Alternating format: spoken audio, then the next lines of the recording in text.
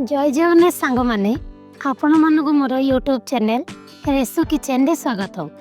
मु आज आपण मानक नहीं आसे चूड़ा उपमा जहाँ को भी पोहा कह जाए।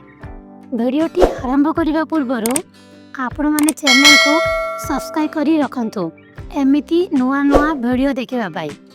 तो चलतु आज भिडियोटी आरंभ करवा। मुझे पोहा बनइबा पई पियाज कंचा लंका कड़ीपत्ता टमाटो चूड़ा और बादाम आउ किछि किशमिश काजू भी नहीं।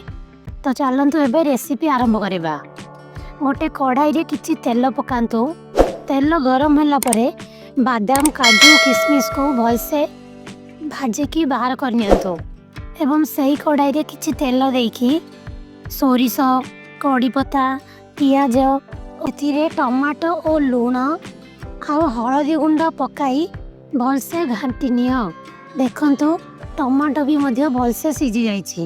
होइथिबा चूड़ा को सेथिरे पकाई ताकू भलसे गोलाई नेबा एवं सही चूड़ा रे भाजी रखिथिबा बादाम काजू किशमिश धनिया पत्र और लेंबू रस को पकाई भलसे गोलाई नेबा। आपण मानकर पोहा रेडी। तो आपण माने भी थरे मो स्टाइल रे बनई खांतु एवं आपण मानको केमिति लागिला कमेंट करी जणांतु।